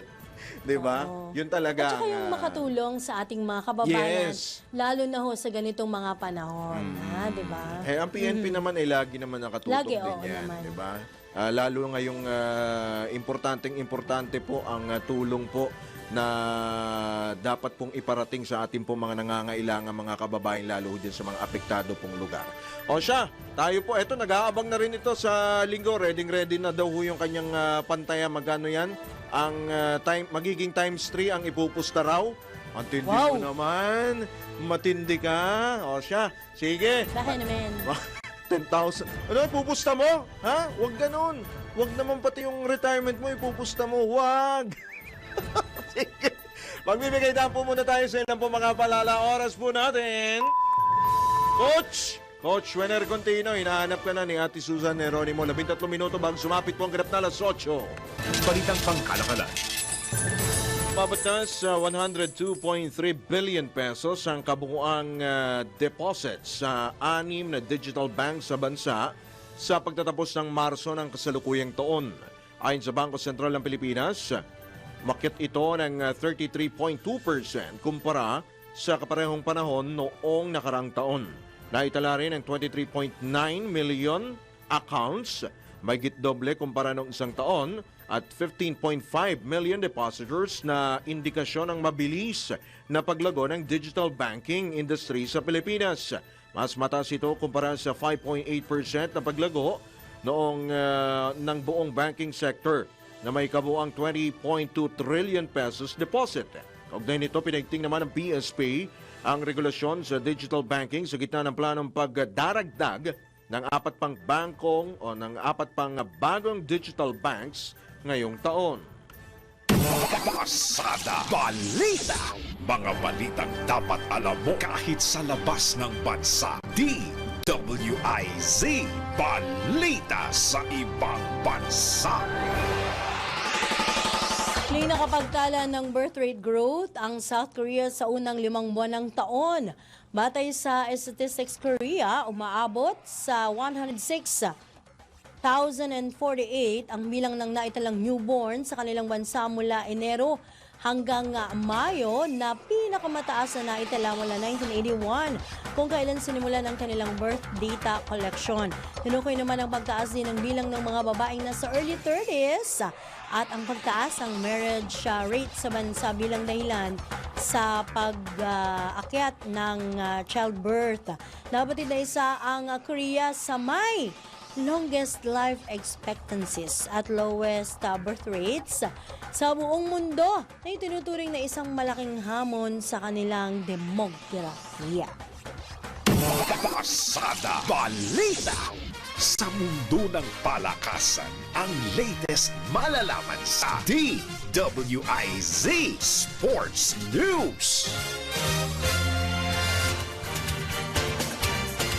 Game 6, Pinwersa, tropang Giga o tropang 5G TNT Tropang 5G pinwersa ang Game 6 sa finals ng PBA Philippine Cup. Alamin po natin iyan ang sports update mula po kay Ian Articona. Good morning, Boss Drew at Madam Juday! Narito na ang latest sports update. Buhay pa rin ang pag-asa ng TNT Tropang 5G na maiuwi ang kampyonato sa nagpapatuloy na PBA Philippine Cup Finals. Matapos patawin ang kalabang San Miguel Beermen sa final score na 86-78. Sa unang dalawang quarter pa lamang, napanatili na ng TNT ang kanilang 41-31 lead. At pagdating ng 6-minute 57-second mark ng fourth quarter, mas napalobo pa ito ng kupunan. Pilit mang hinabol ni Jericho Cruz ng San Miguel Beermen ang lamang ng kalaban, bigo pa rin itong makuha ang kampyonato. Dahil sa panalong ito, extended ang best of 7 series ng PBA sa Game 6 na gaganapin bukas sa Phil Sports Arena. At yan ang aking sports news. Ian Articona, nagbabalitan tama, naglilingkod ng tama. Pasada Balita. Balitang pangkalusugan. O eto naman, senyales ng mababang potassium o hypokalemia. Ang pananakit po ng mga kalamnan, madaling pagkapagod, at pagkahilo, mabilis na tibok ng puso, hirap sa paghinga, constipation at kawalan ng gana sa pagkain. Yan ho ba inyong mga nararamdaman, ha? Upang maiwasan o maagapan, sisiguraduhin po ang regular check-up upang malaman ang ating potassium levels. Balanced diet na may kasamang pagkaing mayaman sa potassium. Siyempre, pag-iwas sa labis sa pag-inom ng alcohol o better yet, huwag kayong uminom ng alcohol. At siguraduhin sapat ang iniinom na tubig araw-araw. The best ito. Kabilang sa mga maaaring kainin para po makaiwas sa hypokalemia ay, syempre, saging. Dapat lagi kayong may saging, ha? Din ang avocado, spinach, white beans at isda tulad ng salmon. Ang yaman naman ito. Naku, Makakatulong din ang mga inumin tulad ng coconut water, banana smoothie, spinach smoothie, taray, at herbal tea na may ginger. Tandaan! Mahalaga po ang pagpapakonsulta sa doktor at tamang pag-monitor ng potassium levels upang maiwasan ang anumang komplikasyon. Ito isusunod maganda. Pasada Balita. Ito na ang latest, bagong-bago, fresh na fresh. DWIZ Showbiz News. Sigurado. Di pa ako nagsasalita, Winner Contino. Wala pa. Siguradong sigurado ito. Saksakan po ito! Sa dami po ng potassium level. Grabe nito. Itong nilalang na ito.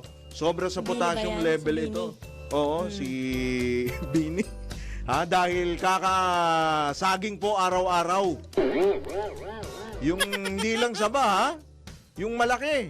Ano ba yung malaki? Anong tawag doon? Social Cavendish. Pa-spell ko yan sa inyo, makikita nyo din yung masabi. Alamin na po natin ang ito dahil si Barbie Fortes nagdiwang po ng kanyang birthday sa isang children's foundation. Alamin po natin ang showbiz update mula po kay Bini Bigote Potassium King Anton. Good morning, Papa Drew at Judith Estrada Larino, ang aking best friend. Oy. Alam ko na wala si Papa John, ano? Alam ko syempre kasi naglagay ako ng inihaw na luya doon sa kanyang namamagang paa. Ni Rayuma ang matanda. Grabe siya.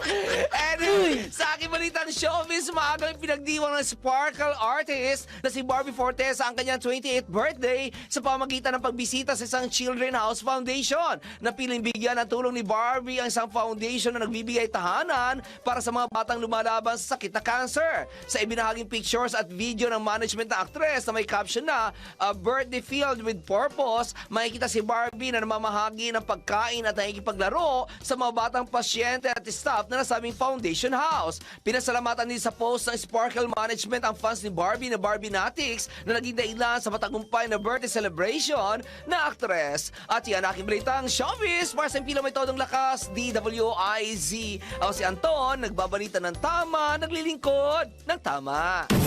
Pasada Balita. Thank you, Potassium King Kung Anton. ano-anong pinaglalagay mo sa Tuod ni Sir John, lagot ka. Bukas Ay, nako. lagot. O siya, sige tayo. Teka muna, Ayan, meron pa batiin palang natin yung, mga pagbati yung rito. good news ha? natin, i-reserve na natin yan bukas. Pambukas na lang. Oo, pero nais kong batiin ng good morning Oy! at monitor ang aking high school teacher. Oo, advisory class niya kami.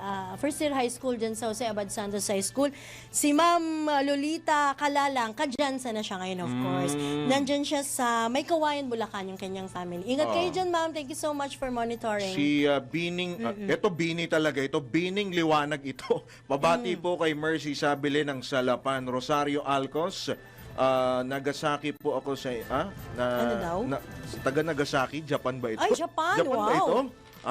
Ate Susan, Ate hello. Susan, yan, Janjan Acebuche, Elsie Barredo, Randy Santizas, Angelo, Redaha, si Reynante Mabasa, Adonis Laksamana, at si Tristan Gulay, Nora Teodones, Nelson Malinaw, at si Charito Ayun, si Kuya Nelson. Yuson. Oo. Abangan po natin sa Lunes, meron tayong special coverage po, kaugnay po sa ikapat na State of the Nation address ni Pangulong Ferdinand Marcos Jr. At sa ngalan po ni Johnny Banyas, sa ngalan din po ng buong tropa ng DWIZ at LU Channel 23, kami po ang inyong mga naging tagapagatid balita, Drew Nasino. Ako naman po ang inyong lingkod, Judith Estrada Larino. Nagbabalita ng tama. Lingkod ng tama. It's time by lamang po, susunod na, nandyan na po sila, Karambola. Oras! Eksakto ang punto, alas 8 na ng morning at eto, ibahabol po natin, ha? Happy Weekend!